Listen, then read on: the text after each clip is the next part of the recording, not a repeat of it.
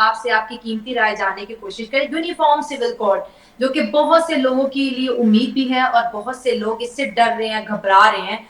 और जो बात मुस्लिम कम्युनिटी से सामने आ रही है, जी ये हमारी पहचान के ऊपर डाका है। ये हमसे हमारे राइट्स खींचने की कोशिश किए जा रहे हैं। अगर हम 1947 से पहले की बात करें, जब अंग्रेज थे, तो उन्होंने क्रिमिनल लॉ और कमर्शियल लॉ को मॉडिफाई किया और क्लियरली लिखा, लेकिन सिविल लॉ को कहीं ना कहीं पे उन्होंने उस तरह डिफाइन नहीं किया। और मैं जब ये टॉपिक आपके साथ करने वाली थी तो मैंने इसको पढ़ा, तो ये सामने आया कि भारत आजादी के बाद से ही यूनिफॉर्म सिविल कोड की डिमांड कर रहा है। 75 साल हो गए, और अब ये अगर जब पॉसिबल हो रहा है तो क्यों एक ही कम्युनिटी इसके खिलाफ क्यों बात करे? बाकी सिखों को कोई प्रॉब्लम नहीं, हिंदुओं को कोई प्रॉब्लम नहीं, जैन्स को, पारसीस को, किसी को नहीं प्रॉब्लम। अगर प्रॉब्लम है तो सिर्फ मुसलमानों ही को क्यों है? और आप क्योंकि रिप्रेजेंटेटिव भी हैं, मुस्लिम कम्युनिटी स्पेशली महिलाओं को बहुत ज्यादा सपोर्ट करती हैं, आपकी क्या राय, क्यों खिलाफ जा रहे हैं इसके? किसी के हाथ से हिटलर की गद्दी जा रही होती है, किसी के हाथ से डिक्टेटरशिप का एक बहुत बड़ा तख्त ताज जा रहा होता है, तो दर्द तो होगा, दर्द तो होगा। और देखिए, मैं आपको एकदम डेज और ईयर के हिसाब से बता देती हूँ कि 23 नवंबर 1948 में कॉमन सिविल कोड के बारे में ऑलरेडी बात कर दिया गया था। हमारे आर्टिकल जो संविधान के आर्टिकल है उसके 44 में ये बता दिया गया था कि कॉमन सिविल कोड जो है वो आएगा। यूनिफॉर्म सिविल कोड में किसी भी तरीके की कोई डिस्क्रिमिनेशन की बात नहीं की गई है, बल्कि यूनिफॉर्म सिविल कोड में ये बताया गया है कि महिलाओं को और पुरुषों को एक समान इज्जत, मर्तबा, इक्वालिटी दी जाएगी। अच्छा, आपने ये बात बहुत अच्छी कही शैला, कि इससे ना हिंदुओं को प्रॉब्लम है, ना सिखों को प्रॉब्लम है, ना ईसाइयों को प्रॉब्लम है, किसी भी रिलीजन के लोगों को प्रॉब्लम नहीं है। अगर प्रॉब्लम है तो सिर्फ और सिर्फ मुसलमान को प्रॉब्लम है। देखिए, हिंदुस्तान एक ऐसा देश है जहाँ पर बहुत सारे लैंग्वेजेस के लोग रहते हैं, बहुत सारे धर्म के लोग रहते हैं, इवन ट्राइबल और आदिवासीज भी रहते हैं। और हमारे हिंदुस्तान की खूबसूरती यही है कि एक ट्राइबल वुमेन को इस हिंदुस्तान ने प्रेसिडेंट ऑफ इंडिया बनाया है और इतना ऊंचा मुकाम दिया गया है। एक ट्राइबल वुमेन को भारतीय जनता पार्टी की सरकार ने सब मिल करके चुन करके एक ट्राइबल वुमेन को प्रेसिडेंट ऑफ इंडिया बनाए हैं। अब बात आती है कि एक देश है, एक भारत है, तो कानून दो क्यों रहेगा? बिल्कुल। मैं आपको ये भी बताऊंगी कि कहां पर ये जो मुसलमान है ये शरिया लॉ से अपनी आंखें छुपा लेते हैं और कहां पर जल्दी से फंडामेंटल राइट संविधान को ले आते हैं, और कहां पर शरिया लॉ ले आते हैं, और कहां पर संविधान से आंखें छुपा लेते हैं। मैं इसका भी आपको एकदम 1 2 3 स्टेप करके बताऊंगी, तो आपके व्यूअर्स को भी समझ में आएगा और मुझे जो पसंद करते हैं सुनना उनको भी समझ में आएगा। कुरान का हवाला मैं इसलिए शैला देना चाहूंगी कि जो लोग मुझे डिफेम करते हैं कमेंट के द्वारा, वो कुरान के उस पन्ने को, उस चैप्टर को जाकर के देखेंगे तो उनको वो चीज क्लियर हो जाएगी कि मैं गलत नहीं बोल रही। सुनिए शैला, अब आते हैं कि मुसलमान जो है वो 4 शादियां करते हैं हिंदुस्तान में, पर अब आप आ जाइए कि ये शरिया लॉ पे वो करते हैं कि भाई हमको हमारा शरिया कहता है कि हम 4 शादी कर लो, ठीक है। पर वही शरिया कहता है कि अगर कोई मुसलमान मर्द रेप करता है तो उसको नापुंसक बना दिया जाए, उसको सख्त से सख्त सजा दी जाए, उसके ऑर्नामेंट्स काट दिए जाए। तब ये नजरें छुपा लेते हैं, मतलब अब यहाँ पर शरिया नहीं मानना है।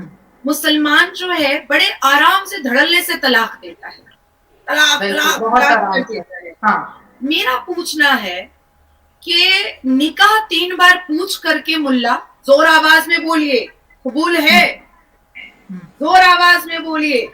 और कई मेहमान होते हैं, कई रिश्तेदार होते हैं, कई एक्वेंटेंस होते हैं, पूछ कर निकाह कबूल है करवाया जाता है। तलाक बिना पूछे, बिना इजाजत के हो जाता है।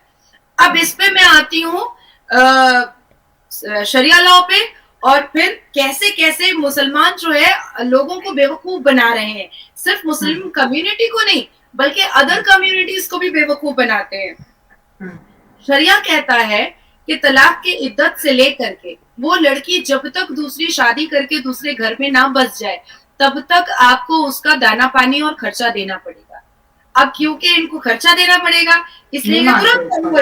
तुरंत ये कन्वर्ट हो जाते हैं। ये कहते हैं मेंटेनेंस फाइल करेगी। अब मेंटेनेंस फाइल करेगी तो मेंटेनेंस अप्रूव ही हो जाएगा, कम से कम 2 साल लग जाएंगे अप्रूव होने में। फिर वहां हमें पर वो टाइम कोर्ट लगेगा। में कोर्ट में वो रोएगा गाएगा, 1500 से तो ज्यादा हम दे ही नहीं सकते, 1000 रुपए से तो ज्यादा हम दे ही नहीं सकते।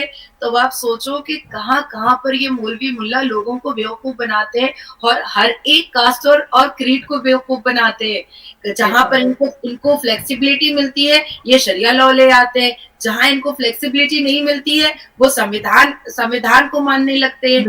यही संविधान, हिंदुस्तान का संविधान आर्टिकल 44 कहता है कि यूनिफॉर्म सिविल कोड है, इसको नहीं मानेंगे, वो आर्टिकल 44 को नहीं मानेंगे, लेकिन फंडामेंटल राइट्स पर जरूर कूदेंगे कि आर्टिकल 19 हमारा है, आर्टिकल 14 हमारा है, आर्टिकल 21 हमारा है, आर्टिकल 22 हमारा है।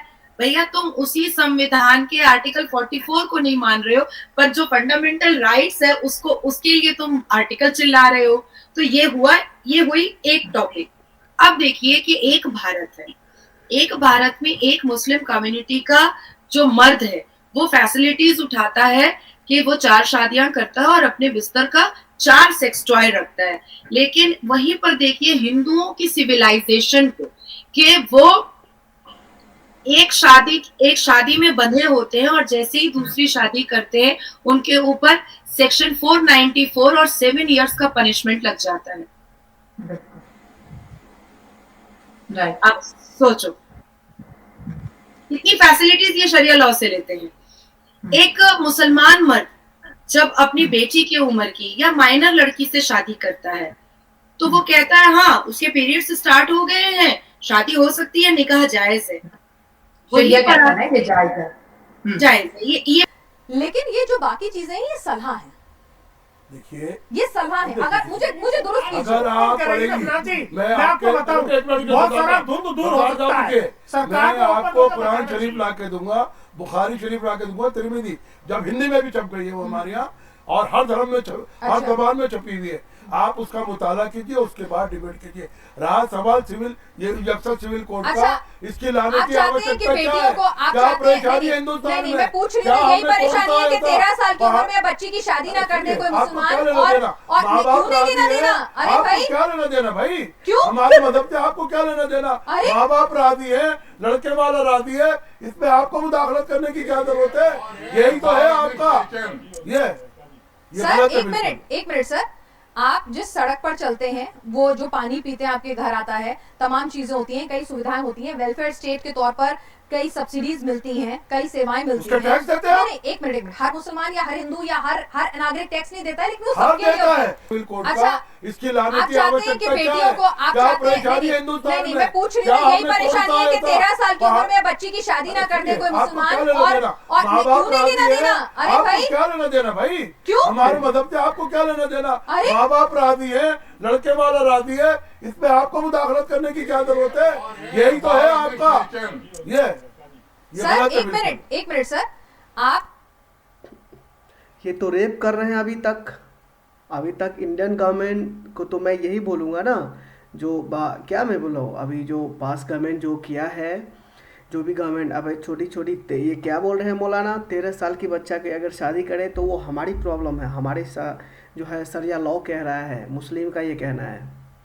सोच के देखो, और ये किसका देन है?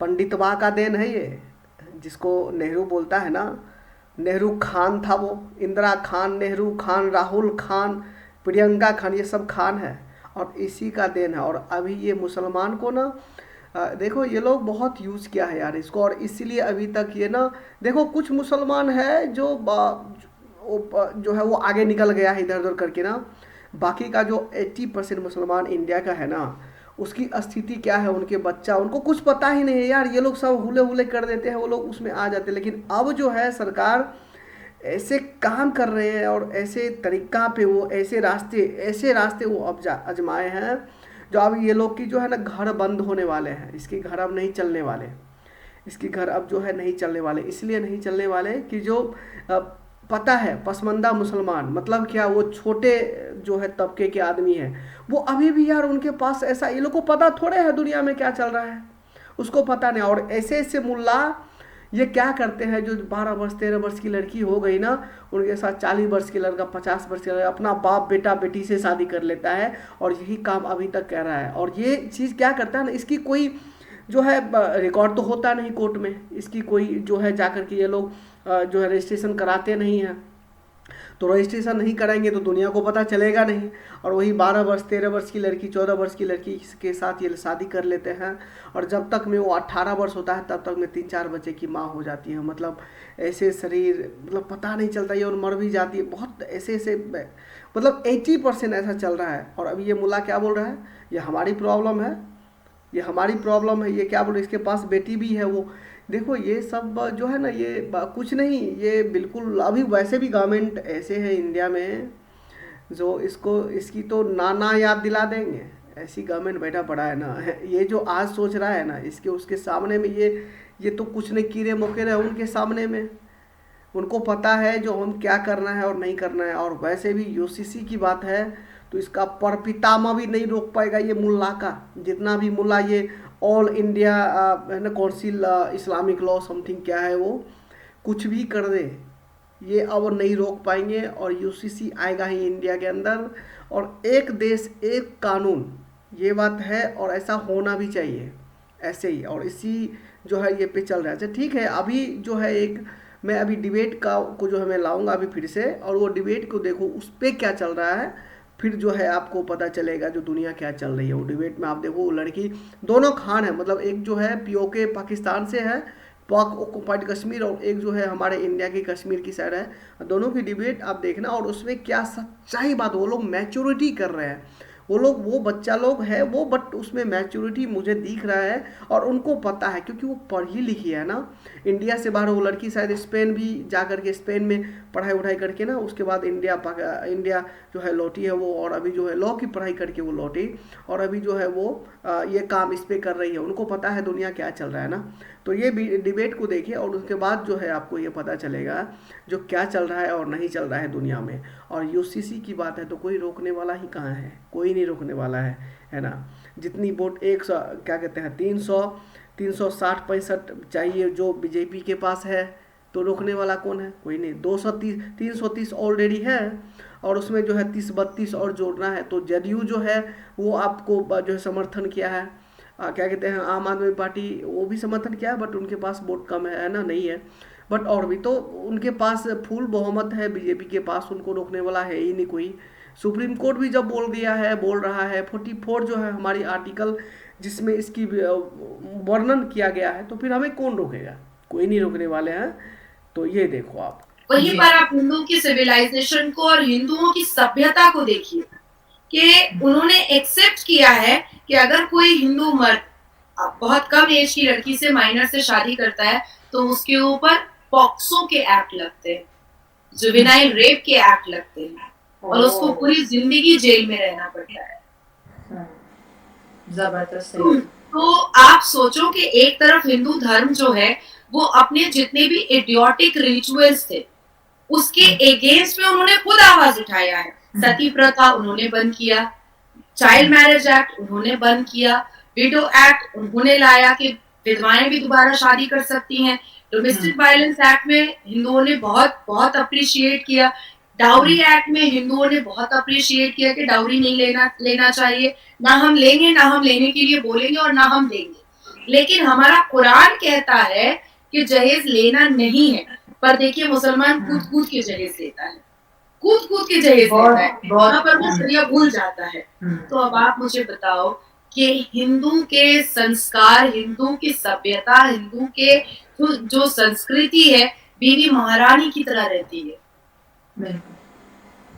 और हमें क्या दिया जाता है, हलाला के नाम पे प्रोस्टिट्यूशन कराया जाता है, हमारे मुंह पे क्या चिपकाया जाता है, तलाक के नाम पर बेइज्जती और बेहुरमती चिपकाई जाती है। हमें क्या सहना पड़ता है कि एक बिस्तर पर 4 औरतें सोएंगी और एक मर्द को खुश करेंगी। हमें क्या सहना पड़ता है, बच्चा पैदा करने की मशीन बनाया जाता है। हमें क्या सहना पड़ता है, हम वोकल नहीं हो सकते, हम अपने करियर को लेकर फोकस नहीं हो सकते, हम एक्सप्लोर नहीं कर सकते। हमें कुरान इकरा के बारे में कहता है, पर हम अपने हिसाब से पढ़ नहीं सकते, हम अपने हिसाब से पहन नहीं सकते, हम अपनी पसंद से शादी नहीं कर सकते। कुरान कहता है कि लड़कियों की परमिशन बहुत जरूरी है शादी के निकाह से पहले। अगर लड़की कोई विदाउट एनी रीजन भी अगर कह देती है कि मुझे नहीं करना है, तो वो निकाह ही नहीं कर सकते। बिल्कुल ऐसे ही तो कुरान में प्रॉफिट मोहम्मद के कई सारे जिक्र है, कुरान के कई चैप्टर्स में कई सारे जिक्र है। तो अब आप मुझे बताओ कि हिंदू की सभ्यता और संस्कार को हम अच्छा समझे, या इन लोगों को हम अच्छा समझे जो जहां चाहते हैं वहां शरिया लॉ को मोड़ और चमोड़ देते हैं, ट्विस्ट एंड टर्न कर देते हैं और कूद जाते हैं संविधान पर, और जहां जहां पर फ्लेक्सिबिलिटी मिलती है वहां पर चले आते हैं शरिया लॉ पे और उस वक्त संविधान को भूल जाते हैं। देखिए, मैं आपको बताना चाहती हूँ, ये जो हलाला के नाम पे प्रोस्टिट्यूशन कराया जाता है शैला, सूरह अल बकरा के वर्सेस 2.230 में ये साफ कहा गया है कि हलाला इज अ सिन, पाप है, हलाला पाप है। तो मुलाने ही तो करवा रहे हैं, मुलाना लोगों ने तो अपने अपने सेंटर खोले। आम बंदे का तो हलाला से कोई ताल्लुक ही नहीं है। किसकी बीवी ये चाहेगी कि मेरा बंदा किसी का हलाला करे? वो तो नहीं चाहेगी, और ना ही कोई शरीफ आदमी इन चक्रों में पड़ता है। तो ये तो सारा इन्हीं का एक बिजनेस है। हाँ एग्जैक्टली, यही तो दुकान, मजार की दुकान, ये जो चादर की दुकान है, ये जो फूल की दुकान है, ये जो इत्र की दुकान है, ये जो अगरबत्ती की दुकान है, ये जो फितरा ज़कात की दुकान है, ये जो वक्फ बोर्ड पे लैंड माफिया की दुकान है, ये जो चंदा की दुकान है, ये जो विदेशों से पैसा मंगाने की दुकान है मदरसे के नाम पर, ये जो औरतों को डिप्राइव करने की दुकान है, ये जो औरतों से हलाला के नाम पे प्रोस्टिट्यूशन करवाने की दुकान है, ये जो औरतों को बेइज्जत करने की दुकान है, ये जो औरतों को उनके खुद के हुकूक से एकदम अलग कर देने की दुकान है, ये दुकान बंद हो रही है। इसीलिए इनको दर्द हो रहा है, इसीलिए इनको तकलीफ हो रही है। देखिए शैला, मैं आपको और भी बहुत सारे एग्जाम्पल्स दूंगी। 1995 में एक क्रिश्चियन औरत ने सुप्रीम कोर्ट ऑफ इंडिया का दरवाजा खटखटाया था अडॉप्टेशन के, और उस वक्त भी सुप्रीम कोर्ट ऑफ इंडिया ने कहा था कि अरे भाई, ऐसा कोई कॉमन लॉ लाया जाए जो अलग अलग कास्ट और क्रीड को अलग अलग तरीके से ना देख करके एक ही कानून में सबको देखा जाए। कोई अडॉप्टेशन नहीं कर सकता है तो कोई कुछ नहीं कर सकता है। ये सारी चीजें कैसी हैं? 1984 में सबसे पहले हिंदुस्तान के सुप्रीम कोर्ट ऑफ इंडिया में तलाक को बैन करने के लिए दरवाजा खटखटाया गया था। 2016 में मैंने ट्रिपल तलाक, 1984 मेरा जन्म भी नहीं हुआ था, 2016 में मेरा पिटिशन गया था, और 2017 में हम लोगों के सबमिशन के बाद एक बेंचमार्क हिस्टोरिकल जजमेंट आया और 3 तलाक को बैन किया गया। 1984 से लेकर के 2017 तक हमने जंग लड़ा, तब जाकर के 3 तलाक बैन हुआ। और ये all India Muslim personal law board हमेशा, आज भी मेरे को टारगेट करता है, आज भी मुझे टारगेट करता है, जस्ट बिकॉज कि मेरा सुप्रीम कोर्ट ऑफ इंडिया के कॉन्स्टिट्यूशन बेंच पर पॉलीगेमी और हलाला को बंद करने के लिए भी पिटिशन लगा हुआ है, पब्लिक इंटरेस्ट लिटिगेशन लगा हुआ है। मुझे हर रोज मलाइन किया जाता है। तो कुरान कहता है कि औरत को गाली दो, कुरान कहता है कि औरत को बेइज्जत करो। भाई, मैं तो जो कर रही हूँ वो कुरान भी कह रहा है कि वो गलत है, वो गलत है। देखिए, सूरह अल अहज़ब चैप्टर 37 में हजरत ज़ैद अलैहिस्सलाम को प्रॉफिट मोहम्मद ने अडॉप्ट किया था, मक्का में अडॉप्ट किया था। और जब वो बड़े हुए प्रॉफिट मोहम्मद की गोद में, तो उनकी शादी ज़ैनब से की गई, हजरत ज़ैनब से की गई। हजरत ज़ैद का इंतकाल हो गया और हजरत ज़ैनब का निकाह प्रॉफिट मोहम्मद से हो गया। वहां से अडॉप्टेशन को खत्म किया गया। वहां से पहले वो बहू थी, फिर बीवी बन गई। पहले वो अडॉप्टेड चाइल्ड की बीवी थी, मतलब अपनी बहू थी। और हजरत ज़ैद के डेथ हो जाने के बाद हजरत ज़ैनब जो है वो प्रॉफिट मोहम्मद मतलब अपने ससुर की बीवी को। तो वहां से अडॉप्टेशन को कुरान ने पूरा तफसीला दिया है सूरह अल अहज़ब 37 में कि वहां से अडॉप्टेशन को बंद किया गया। अब मेरा मानना है ह्यूमैनिटेरियन ग्राउंड पे बात को समझने वाली बात को जो है ना समझने की ज़रूरत है, यहाँ पे समझने वाली बात है। यहाँ पे जो क्या ये अभी बोल रही है, ये लोग क्या बात कर रही है, ये लोग बात कर रही है जो बच्चा को ये लोग लिया, गोद लिया, अडॉप्ट किया उनको ना, वो पहले अपने जो है वो अपना अपना बेटा से शादी उनको करवाया, और जब बेटा को शादी करवाया उसके बाद तो उनकी बहू हो गई वो, और उसके बेटा को कुछ कारणवश कुछ हो गया, मर गया, कुछ ऐसा हो गया, तो फिर क्या हुआ, वो बहू जो है, जिसको पतहू बोलते हैं, वो बहू जो है फिर जो है इनकी बीवी हो गई, मतलब बीवी, बहू को बीवी बना दिया। हे राम भगवान, ये अल्लाह में ऐसा तो मुझे तो नहीं लगता है जो ऐसे इस्लाम को ऐसे किया, ऐसा लिखा गया है अरबी में और ऐसा है। अगर ऐसा लिखा गया है तो इसकी कोई ये नहीं, हमें लगता है जो नहीं, इनको नहीं, कुछ नहीं। मेरा ये कहना है जो अगर इस्लाम धर्म में ऐसा लिखा गया है तो बिल्कुल सारा सा गलत है ये। जो एक औरत को कहाँ कहाँ यूज़ करोगे, पहली। दूसरी पॉइंट, अभी वो मुल्ला बोल रहा है जो 13 वर्ष की लड़की जब पीरियड पानी निकलना शुरू हो जाए ना उनका, हाँ हाँ हाँ हाँ, समझ रहे हो, जब पानी निकलना शुरू हो जाए तो शादी किया जा सकता है, वो मुल्ला का कहना है।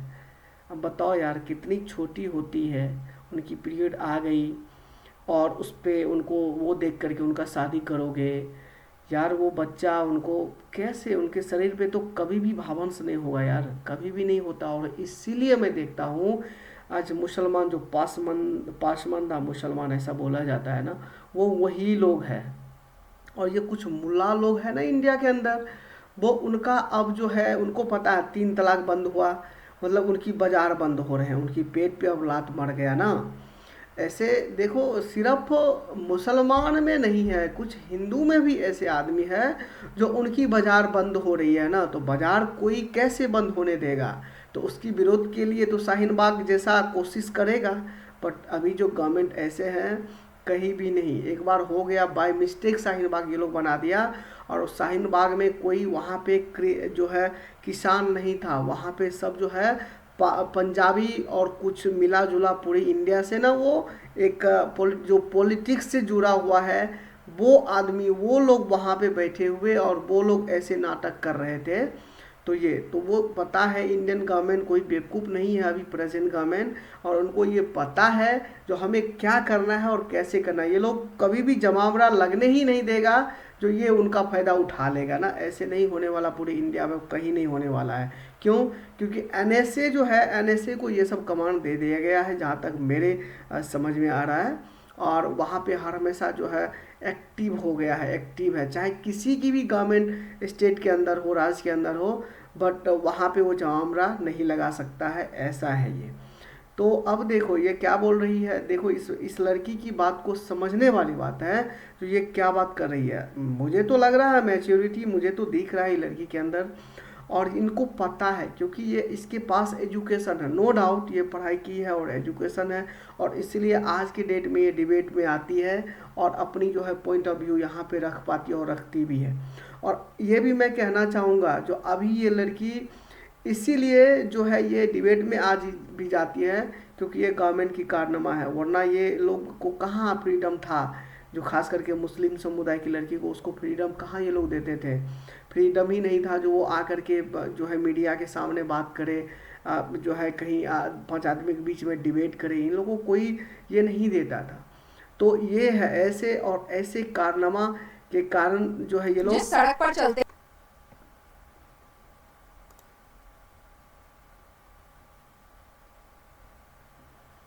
अगर देखिए काल हो गया और हजरत ज़ैनब का निकाह प्रॉफिट मोहम्मद से हो गया। वहां से अडॉप्टेशन को खत्म किया गया, वहां से पहले वो बहू थी फिर बीवी बन गई। पहले वो अडॉप्टेड चाइल्ड की बीवी थी, मतलब अपनी बहू थी, और हजरत ज़ैद के डेथ हो जाने के बाद हजरत ज़ैनब जो है वो प्रॉफिट मोहम्मद मतलब अपने ससुर की बीवी हुई। तो वहां से अडॉप्टेशन को कुरान ने पूरा तफसीला दिया है सूरह अल अहज़ाब 37 में कि वहां से अडॉप्टेशन को बंद किया गया। अब मेरा मानना है ह्यूमैनिटेरियन ग्राउंड पे अगर देखिए, मान लीजिए मैं रोड से जा रही हूँ, एक लावारिस बच्चा रोड पर किनारे पर पड़ा हुआ है, क्या मेरी इंसानियत ये नहीं कहेगी कि मैं उसको अडॉप्ट कर लूं? बिल्कुल। अब सपोज कि वो लड़की वो जवान हो गई, उसकी मैंने शादी खड़े हो करके करवाई है और उसका इंतकाल हो गया, वो डेथ हो गई, तो क्या उसके हस्बैंड से मैं शादी करूंगी जिसको मैं पूरा जन्म बेटी बोलते हुए आ रही हूँ? नहीं हो सकता, माशरती एतबार से तो नहीं हो सकता। माशरती एतबार से मतलब ह्यूमैनिटेरियन ग्राउंड से कभी नहीं हो सकता है। नहीं जी। तो अगर ऐसी चीजों को बिल्कुल हटा करके सिर्फ और सिर्फ संविधान पर अगर चला जाए तो क्या बुरा है? नज़ीर जी, यहाँ पर एक ये बात भी है, मैंने डिबेट सुनी है, उन्होंने कहा कि जब इस्लामी शरिया है, हम अपनी फैमिली मैटर उसमें सॉल्व कर सकते हैं, तो हम एक हिंदू का कानून क्यों मानेंगे? ये कैसे सॉल्व कर सकते हैं? मैं आपको बताती हूँ कि ये क्या करते हैं। All India Muslim personal law board ने क्या किया है कि एक एक डिपार्टमेंट बना दिया है हर जगह, हर एक स्टेट में इनके मुस्लिम ऑर्गेनाइजेशन चल रहे हैं जो हिंदुस्तान के अंदर, जिसके बारे में मैं अक्सर बोलते हुए रहती हूँ कि मुस्लिम ऑर्गेनाइजेशन चलते हैं और पता नहीं इनके पास पैसा कहाँ से आ रहा है, जो पता लगाना बहुत जरूरी है। हर एक स्टेट में मुस्लिम ऑर्गेनाइजेशन चल रहे हैं जिसको कंट्रोल माइंड भी all India Muslim personal law board करता है, और कई मौलवी मुल्ला मस्जिदों के अंदर बैठ करके मार कूट करके चूर करके हलाला और पॉलीगेमी करवा रहे हैं, मार के कूट के चूर करके तलाक करवा रहे हैं, तलाक एहसन करवा रहे हैं, ये सारी चीजें करवा रहे हैं, और औरतों को डिप्राइव करके, औरतों को डरा करके ये सारी चीजें करा रहे हैं। और आपको मैं एक और बात बताऊं कि ये जो मौलवी मुल्ला है, इनका जो नकाब है ना, ये उतरना बहुत जरूरी है, बहुत जरूरी है इनका नकाब उतारना। ये पैसे के लालच में ऐसे ऐसे गुनाह कर रहे हैं मस्जिदों के अंदर, जिसके बारे में अगर मैंने पूरे प्रदेश फाश कर दिए ना, तो शायद मेरे ऊपर न जाने क्या हो जाए, मेरी जान ले ली जाएगी, मुझे मौत के घाट पर उतार दिया जाएगा। ये सब कर रहे हैं सिर्फ और सिर्फ इस्लाम के नाम पर, पैसे के लालच में आकर के ये कह रहे हैं। मेरे पास प्रूफ्स बहुत सारे हैं, मेरे पास कुरान की सूरतें हैं, मेरे पास कुरान के चैप्टर और वर्सेस हैं। मैंने एक अभी बताया है सूरह अल अहज़ाब के बारे में, मेरे पास ऐसी बहुत सारे एग्जाम्पल्स हैं, पर अगर मैंने उसको सामने में रख दिया तो यही मौलवी मुल्ला मेरा मर्डर करवा देगा। बिल्कुल सही है। अच्छा, यहाँ पर ये सवाल पैदा होता है जी, बहुत से लोगों को अभी यूसीसी की समझ नहीं आ रही। मैं आपसे ये पूछना चाहती हूँ कि जब यूसीसी आ जाएगा तो क्या बदलाव आएगा इंडिया में? ये इंडिया के लिए एक नई रेवोल्यूशन होगी, इस्लामी विमेन स्पेशली, क्योंकि हिंदू महिलाओं को तो आज के कानून में भी बहुत से राइट्स है, लेकिन अगर हम मुस्लिम लड़कियों की और मुस्लिम महिलाओं की बात करें तो उन्हें यूसीसी के अंडर रहते हुए कितने राइट्स मिलेंगी, कितनी आज़ादी मिलेगी। और वो जो कहा जाता है कि औरतें तो मर्दों की प्रॉपर्टीज हैं, उनको इंटरटेन करती हैं, क्या वो उनके चुंगल से आज़ादी हासिल करके अपनी ज़िंदगी को जी पाएंगे? क्योंकि अभी एक जो ग्रुप है वो मुकम्मल इस कोशिश में है कि ये नहीं आए, और वो इसके लिए दिन रात कहते हैं ना भरपूर कोशिशें कर रहे हैं। और दूसरी तरफ ये भी है कि सरकार के ऊपर ये भी प्रेशर डाला जा रहा है कि इलेक्शन से पहले यूसीसी लेके आ जाए। तो ये सारे मुद्दों को आप कैसे देखती हैं इंडिया के अंदर रहते हुए? देखिए, अभी आपने कहा था ना कि कुछ मुल्ला है जो कह रहे हैं कि हम तो अपने घरेलू चीजों को अपने घर के अंदर ही हम उसको ठीक ठाक कर लेते हैं। तो कैसे ठीक ठाक कर लेते हैं? जो हमारा स्त्री धर्म होता है, जैसे नॉर्मल कानून जो है वो तलाक के बाद स्त्री धर्म दिलवाता है, मेंटेनेंस दिलवाता है। तो ये सारी चीजें ये लोग क्या करते हैं कि जब हमारा निकाह होता है तो दैर महर का पैसा जो उसी वक्त मिलना चाहिए वो नहीं मिलता है, वो तो कोई देना ही नहीं चाहता है। उसके बाद जो उस लड़की को जिंदगी गुजर बसर तलाक के बाद करने के लिए चाहिए होता है, वो एक मस्जिद के अंदर बैठ करके या घर के अंदर बैठ करके 2-4 मुल्ला मौलवी औरत पर चढ़ जाते हैं, और अगर वो बोलती है तो उसको आवारा बच्चलन का नाम दे दिया जाता है अपने हक के लिए, और चढ़ करके उसको निपटा देते हैं चंद पैसों में, और मर्द को फ्री कर दिया जाता है। इवन बच्चा भी औरत के गोद में फेंक दिया जाता है, बच्चों की जिम्मेदारी भी औरत के गोद में फेंकी जाती है, और मर्द को एकदम बेबाक कर दिया जाता है। ऐसी ऐसी बड़ी बड़ी चीजों को सिर्फ और सिर्फ कोर्ट देखेगा, सिर्फ और सिर्फ कानून देखेगा, सिर्फ और सिर्फ संविधान देखेगा, सिर्फ और सिर्फ आईपीसी, इंडियन पेनल कोड और सीआरपीसी देखेगा। इसलिए इनको तकलीफ हो रही है। आज ये जो पंचायती करते हैं ना मस्जिदों के अंदर बैठ करके, और जो तबलीग करते हैं ना, औरतों को कुचल करके मार देने का, औरतों की जुबान को बंद कर देने का, औरतों के फ्रीडम ऑफ स्पीच को बंद कर देने का, वही नहीं हो पाएगा, वही नहीं हो पाएगा। अभी मैं आपको एक चीज बता देती हूँ कि आपके जो हमारे हिंदुस्तान में जो बहुत बड़े देवबंद जमात के हैं, मौलाना सैयद अरशद मदनी दारुल उलूम देवबंद जमात के बहुत बड़े मुसलमान के ठेकेदार हैं। उन्होंने दो बातें मैं उनकी बताऊंगी, आपको जरूर बताऊंगी। एक, उन्होंने कहा है कि अभी के युवा जो जेनरेशन है या पहले के जो है, उनको कभी भी मुसलमान को इंग्लिश और साइंस नहीं पढ़ना चाहिए, नहीं तो उनका दिमाग खराब हो जाएगा। ये तो फिर भी ये तो शैला फिर भी आप एडजस्ट कर ली हैं। अभी मैं आपको दूसरा बताती हूँ, ठीक है। इन्होंने ही, मैं इनका नाम बड़ा खूबसूरत नाम है इसलिए मैं बार बार भूल जाती हूँ, मौलाना सैयद अरशद मदनी। इन्होंने दूसरा अपना statement in front of national news दिया है कि औरत जो है ना, वो 40-45 में पीरियड्स बंद होता है, माहवारी बंद हो जाता है तो वो बूढ़ी हो जाती है। दिस इज द रीजन कि मुसलमान मर्दों को दूसरी शादी करनी पड़ती है, क्योंकि मुसलमान मर्द ना 80-85 तक जवान रहता है। वो 45 से वापस बच्चा नहीं दे पाएगी ना, तो इन्होंने तो गज़वा हिंद करना है, ज्यादा बच्चे पैदा करने हैं। तो अब आप सोचो कि ये जो इनकी जो इडियोटिक और नॉनसेंस चीजें हैं, ये जो इनका क्रिमिनल माइंड है, ये जो इनकी दकियानुसी चीजें हैं, ये जो औरत का अत्याचार है, ये यूनिफॉर्म सिविल कोड की वजह से बंद हो जाए।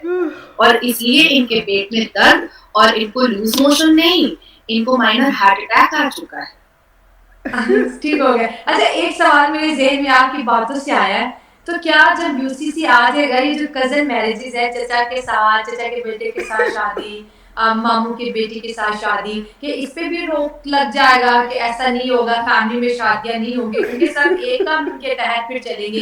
कजन मैरिजेस के बारे में बेसिकली मैं पूछना चाह रही हूँ।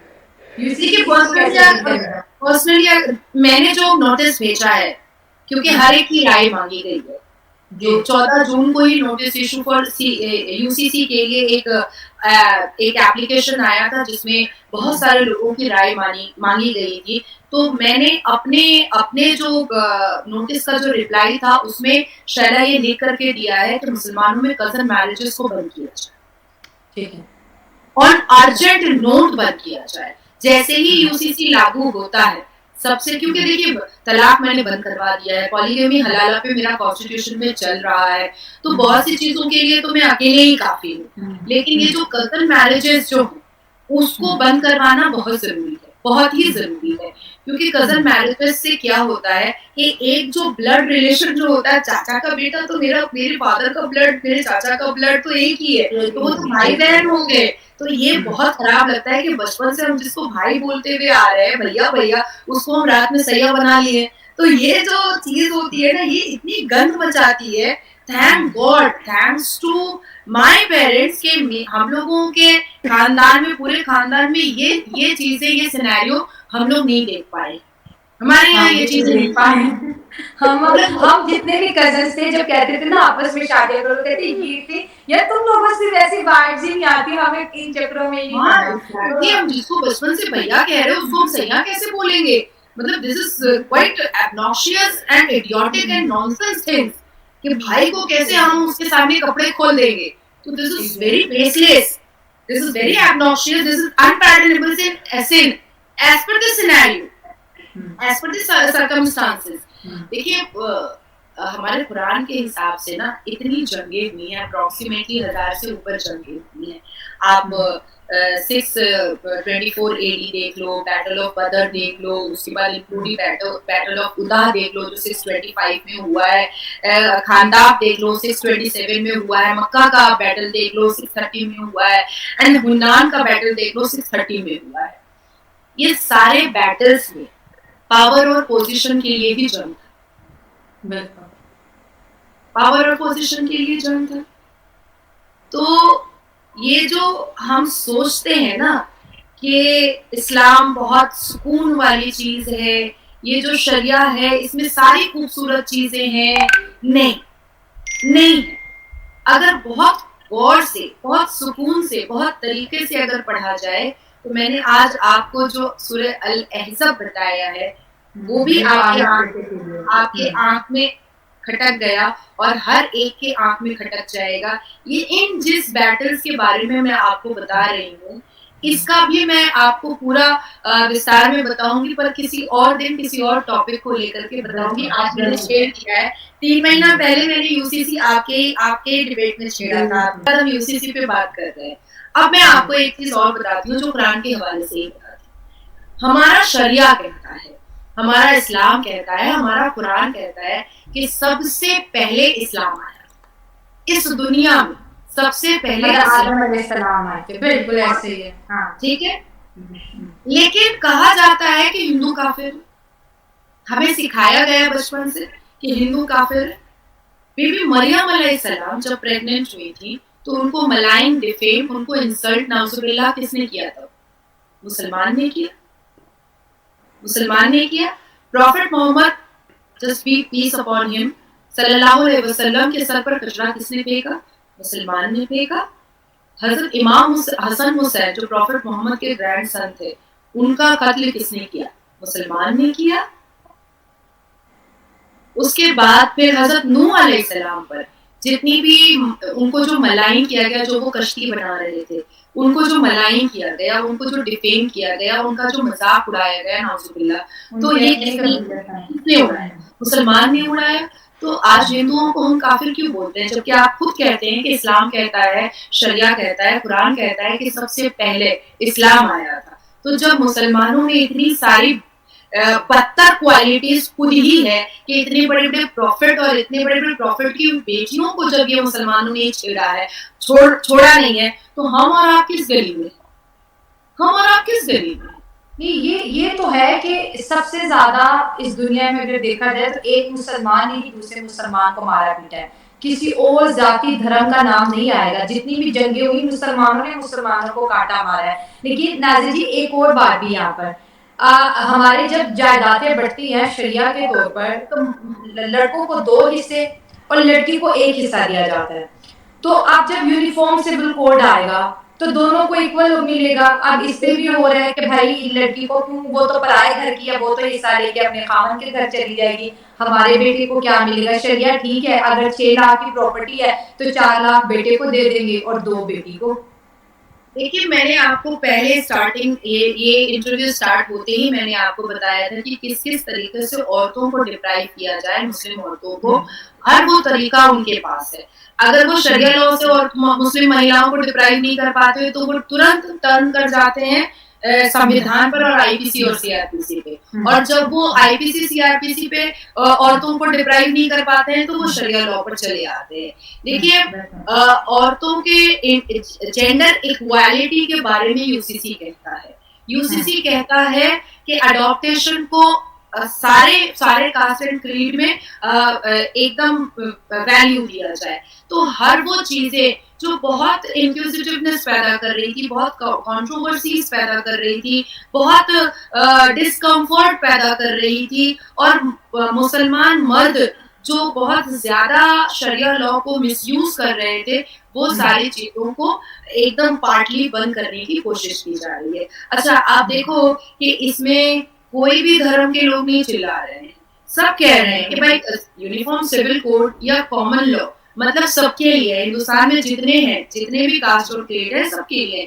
हिंदू अपने मंदिर जाएगा, मुसलमान अपने मस्जिद जाएगा, मुसलमान लड़कियां और लड़के निकाह ही करेंगे, हिंदू फेरा ही लेंगे। लेकिन अब तो ये लव जिहाद वो लव ट्रैप नहीं कर पाएंगे ना, और लव ट्रैप करेंगे नहीं तो इनको 72 रूल कैसे मिलेगी? क्योंकि मुसलमान मदरसों में तो ये सिखाया जाता है ना कि तुम एक काफिर को इस्लाम में कन्वर्ट कर दो तो तुमको जन्नत में 72 रूल मिलेगी। तुम बदन में बम बांध करके तुम काफिरों को मार डालो तो तुमको 72 बुरे मिलेंगी। तुम काफिरों का कत्ल कर दो तो तुमको 72 बुरे मिलेंगी। तुम काफिरों को तुम परेशान करो तो तुमको 72 बुरे मिलेंगी। तो जब यूनिफॉर्म सिविल कोड आ जाएगा तो ये जो 72 हूर वर्जिन हूर का जो लालच है ये तो खत्म हो जाएगा। ये तो कर नहीं पाएंगे ना लव जिहाद कर पाएंगे, ना मुसलमानों को ना हिंदुओं को परेशान कर पाएंगे, ना मुसलमान औरतों को परेशान कर पाएंगे, तो फिर इनको 72 वर्जिन हूर कैसे मिलेंगी? तो बहुत सारी जो आफत है ना, मुसीबत जो है ना, वो ना चाहते हुए भी मुसलमान मर्दों पे आ रही है, इसलिए उनको माइनर अटैक आ रहा है। पर मुझे पूरी उम्मीद है शाला कि हम जैसी मुसलमान वोकल लड़कियां, हम जैसी मुसलमान एजुकेटेड लड़कियां हिंदुस्तान में जो अपनी जान हथेली में लेकर के और रोज करके हम ऐसी चीजों के लिए आवाज उठा रहे हैं, और हम लोगों को पूरी उम्मीद है कि ये सुप्रीम कोर्ट ऑफ इंडिया जरूर सुनेगा। और ये जो एक तबाही मचाई जा रही है ना कि अरे मोदी जी की सरकार आई है इसलिए ऐसा हो रहा है, देखिए कानून सबूतों के आधार पर चलता है। कानून जो है वो सर्कमस्टांसेस, इंसिडेंट, एक्सीडेंट और सिनेरियो पर चलता है। तो ये जो तथ्य सामने आ रहे हैं सुप्रीम कोर्ट में, और हर रोज एक नई पिटिशंस जा रहे हैं कि हमारे ऊपर ये अत्याचार हो रहा है, हमारे ऊपर ये अत्याचार हो रहा है, मुस्लिम कम्युनिटी की औरतें ही जा रही हैं कि देखो हमको तलाक दे के भगा दिया है, देखो हमको हलाला के नाम पे प्रोस्टिट्यूशन करवा रहा है, देखो हमें हमारा प्रॉपर्टी नहीं दे रहा है। तो ये सारी चीजों को देखते हुए, ये सारी चीजों को नजर में रखते हुए ये सुप्रीम कोर्ट कर लेता है। ये सुप्रीम कोर्ट कहता है बार बार, 1995 से सुप्रीम कोर्ट कह रहा है कि भाई कोई एक ऐसा कॉमन लॉ लाया जाए जिसमें सबको यूनाइट करके देखा जाए। ठीक है, लेकिन एक चीज है नाज़िर जी, जब हम देखते हैं कि जब से बीजेपी आई है, मोदी जी की सरकार आई है, सबसे पहला जो बहुत ही सेंसिटिव मुद्दा उठाया और जिसके ऊपर वो डटे वो ट्रिपल तलाक थी। कोई नहीं कर सका, उन्होंने कर दिया।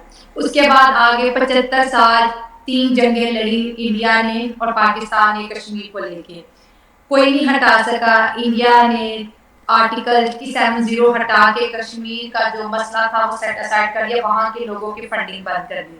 फिर थोड़ा आगे चलते हैं, फिर राम मंदिर आ गया। राम मंदिर के लिए 500 साल तक जो है लड़ते रहे, बहुत से हिंदू फैमिलीज और मुस्लिम भी आए। राम मंदिर 2024 को तैयार हो रहा है, ठीक है। उसके बाद अब आज आपने यूसीसी उठा लिया। तो ये जो सारे नेक काम है आपने मोदी सरकार के होते हुए करने हैं, किसी और को मौका नहीं देना आप लोगों ने। नहीं, हम पूरे रमजान ईद की तैयारी करते हैं और तब ठीक है, हम पूरे रमजान, तो इसका प्रिपरेशन आपने ट्रिपल तलाक की बात करी। 1984 में जब मोदी जी और मोदी जी की सरकार और भारतीय जनता पार्टी की सरकार नहीं थी, 1984 में कांग्रेस की सरकार थी, तो पहला पिटीशन उस वक्त फाइल हुआ था ट्रिपल तलाक को बैन करने के लिए, ट्रिपल तलाक को हटाने के लिए। उसके बाद फिर आप जो common law uniform civil code के बारे में बात कर रही हैं, 1948 में 23 नवंबर को ही ये तय हो चुका था कि कॉमन लॉ आएगा। अब आपने राम मंदिर की बात कही, तो उस वक्त तो अटल जी अपोजिशन में थे और कांग्रेस की सरकार हुआ करती थी, तो अपोजिशन में वो कह रहे थे कि राम मंदिर बनना चाहिए। तो तब जा करके तब हुआ, बहुत बाद में हुआ ये सब कुछ। तो प्रिपरेशन जो है ना वो कांग्रेस की सरकार में ही ले रहे थे। दर्द जो है वो शाहबानो और साहिरा बानो ने सुप्रीम कोर्ट को अपने आंसू 1984 में ही दिखाया था कि तलाक के नाम पर हमें बेआबरू और बेइज्जत किया गया है। यूनिफॉर्म सिविल कोड को लेकर के 1948 में ही सुप्रीम कोर्ट में बहुत सारे मैटर्स आ चुके थे। तो ऐसे सर्कमस्टांसेस और ऐसे केसेस आ चुके थे। मैंने अभी आपको बताया 1995 के लिए कि क्रिश्चियन औरत ने एक PIL किया था कि उसको अडॉप्टेशन का परमिशन नहीं मिल रहा है, तब वहां पर बात अडॉप्टेशन की आई थी। जिसमें दर्द होता है वही अपनों के लिए अच्छा सोच सकता है, जिसके दिल में दर्द नहीं होता है वो अपनों के लिए कभी अच्छा नहीं सोच सकता है। तो ये अचानक से उपजाई हुई चीज नहीं है, ये बहुत दिन से ये पकते ये अब मैच्योर हो करके सामने आया है। गुहार लगाई जा रही थी, कोई सुनने वाला नहीं था। अचानक से खुदा की तरफ से एक ब्लेसिंग आया जिसका नाम था नरेंद्र दामोदर दास मोदी, और उस ब्लेसिंग ने, उस शख्स ने हिंदू, मुसलमान, सिख, ईसाई सबकी गुहार सुनी, सबके आंसू को पोंछने के लिए खड़ा हो गया। और तब जाकर के तीन तलाक बोलिए, पॉलीगेमी हलाला बोलिए, UCC बोलिए, 370 बोलिए, राम मंदिर बोलिए, सामने आ बहुत मिला। पुलिस कहते हैं कुछ कर नहीं सकते, कुछ उसने आपको एलिमनी दिया हो, कुछ आपका बच्चा भी है, उसके गुजारे भत्ते के लिए वो कुछ आपको देता हो। आप इस नोटिस के लास्ट लाइन पढ़ेंगे तो उसमें लिखा हुआ है कि जो वकील है, जो हस्बैंड का एडवोकेट है, उसमें लिखा है further my client shall also pay maintenance for this child for the period stipulated under law. Period कितना है? एज अंडर लॉ का मतलब कौन सा वाला लॉ? देश वाला, हिंदुस्तान का लॉ नहीं, मुस्लिम पर्सनल लॉ। उसके अंतर्गत 15,000 रुपए जो मेरी इद्दत का पीरियड था, 3 महीने की जो तलाक होती है, उसकी कीमत जो थी, मेरी शादी की, मेरी जिंदगी की जो अब तक की लायबिलिटी उसकी जो आदमी की थी 15,000 रुपए थी, वो यूपीआई से मेरे अकाउंट में डाली। और 2,000 रुपए अली, जो मेरा उस टाइम बेटा 1 साल का था, अभी 22 महीने का है, 2,000 रुपए अली के दूध की कीमत थी कि ये मुस्लिम पर्सनल लॉ के मुताबिक बच्चे की लायबिलिटी बाप के सिर्फ दूध की होती है, वो ये 2,000 रुपए, 17,000 2,000 रुपया, और ये शादी ओवर। उसके बाद जो ये 17,000 रुपए थे मैंने उनको वापस करे, मैंने वो भी नहीं रखे हैं। बकायदा उसने कोर्ट में इनकम एफिडेविट लीगली बताया है कि मैंने दूसरी शादी कर ली है। बताइए, कोर्ट में आके बता रहा है। फिर उसके लिए भी मैं पुलिस थाने गई, उसके इनकम एफिडेविट के लिए। वहां भी पुलिस वालों ने कहा मैम डिवोर्स हो या ना हो ये आप कोर्ट में तय करिए, लेकिन 4 शादी वो कर सकता है, उसको राइट है 4 शादी करने की, डजंट मैटर तलाक हो या ना हो। पुलिस कह रही है मैम हम कुछ नहीं कर पाएंगे, उसको 4 शादी करने के लीगली राइट है, हम कुछ नहीं कर पाएंगे। सेक्शन आईपीसी देख रहे हो, पंडित जवाहरलाल नेहरू खान ऐसा लॉ, ऐसा चीज बना के गया है। ये इंदिरा खान, राजीव खान, संजय खान, ये सब खान है ये। और ये खान बन करके ये मुस्लिम को कैसा कैसा बना करके, देश को कैसा बर्बाद करके छोड़ा है ये। इससे समझो, कोई आदमी 4 शादी करेगा, पुलिस बोल रहे हैं वो 4 शादी करने का उनका हक है।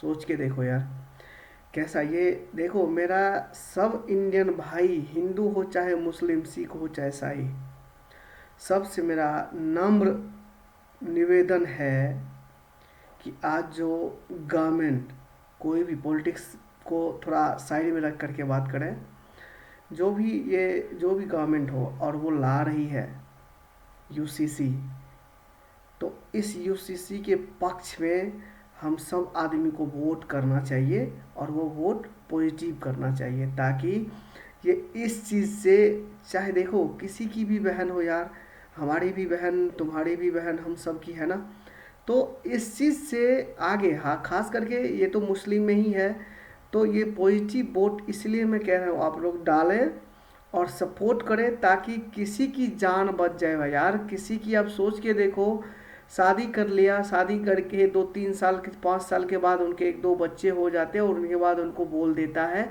अब हम जो है दूसरा शादी कर लिए, तुम दूसरा देख लो।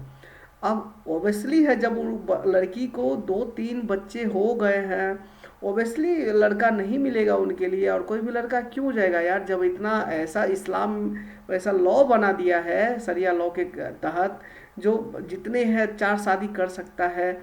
अब देखो शादी कैसे होता है, यहाँ पे सपोज दिल्ली में बैठा हुआ है वो आदमी, जो है मुंबई गया तो वहाँ पे जाके शादी कर सकता है। यहाँ पे एक बीवी है, वो टेम्पोरली शादी, मतलब शादी करके लड़की को रख सकता है। मतलब ऐसी कानून इंडिया में सोच के देखो, तो ये किसका देन है? ये खान का देन है। वो खान कौन है? पंडित जवाहरलाल नेहरू खान, जवाहरलाल खान है वो, इंदिरा गांधी खान।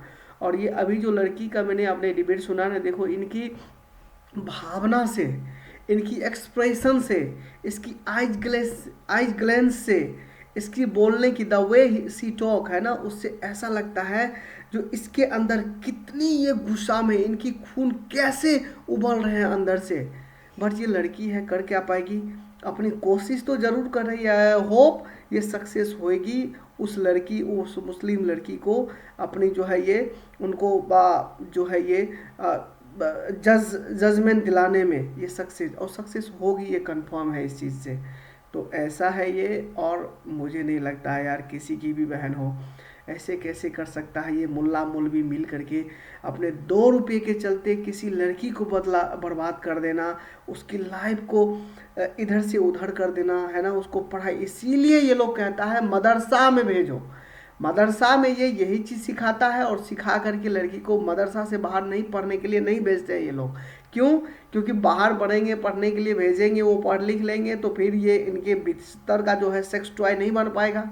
वो लड़की जो अभी बोली है सही बोली है और ये सच्चाई है। और इसलिए मेरा सबसे प्रणाम, मेरा सबसे नम्र निवेदन है जो प्लीज़ आप यूसीसी का सपोर्ट करें और यूसीसी की सपोर्ट करके आप जो है इसको लाने की प्रयास करें। यार दुनिया में कोई ऐसी देश नहीं है, ये मुस्लिम बोलता है जो हमारे इस्लाम में नहीं है। यार ये बताओ इस्लाम में नहीं है, बट ऐसा देखो ये तो अपने मन से कहता है, बट ये मुस्लिम जब उधर जाते हैं, किधर अमेरिका जाते हैं, ऑस्ट्रेलिया जाते हैं, वहाँ पे घर बना के वहीं पे रहना पसंद करते हैं, तब इनको कोई शरिया लॉ नहीं दिखता है। अभी फ्रांस में क्यों ऐसा हो रहा है पता है?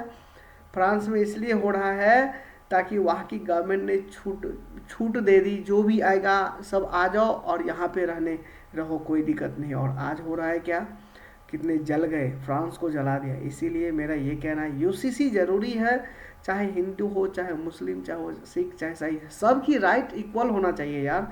क्यों लड़का जो है क्या वो पीर बाबा है और लड़की क्या है वो सेक्स टॉय है? ऐसा नहीं होना चाहिए। सबकी मान बरोबर होना चाहिए और सबको जो है ये इस देश में, इस धरती पे सबका जो जन्म लिया है सबका राइट है रहना, सबका। यही तो डेमोक्रेट है, यही तो जो है डेमोक्रेट कंट्री का यही तो ये है जो आदमी को जैसा है वो बोले और जो आदमी जैसा रहेगा वो वैसा रहेगा। बट ऐसा भी नहीं जो किसी लड़की को आप दबा के रखो, उनका हक ना दो, उनको जो है क्या करना है उसकी फ्रीडम आप छीन लो। यही अभी तक जब से इंडिया हमने आज़ाद हुआ है तब से लेकर के अभी तक यही हो रहा है। इस मुस्लिम को वोट बैंक बना के रखा कांग्रेस वालों ने और यही अभी तक, लेकिन अब नहीं होगा। और आई होप ये लड़की लोग जो है ये सक्सेस होगी अपनी जो है ये पॉइंट पे। तो मैं अपना वीडियो को यहीं से मैं ख़त्म करता हूँ। आई होप आप लोग को अच्छा लगे और लगेगा, ये वीडियो लगना चाहिए। आप लोग सबसे पहले मेरा ये पॉइंट आप सपोर्ट करें, यूसीसी की यूनियन सिविल कोड को आप सपोर्ट करें और साथ साथ हमारे अगर चाहे तो हमें भी सपोर्ट करें, लाइक कर दें, शेयर करें, आप इसको सब्सक्राइब भी करें। तब तक के लिए जय हिंद।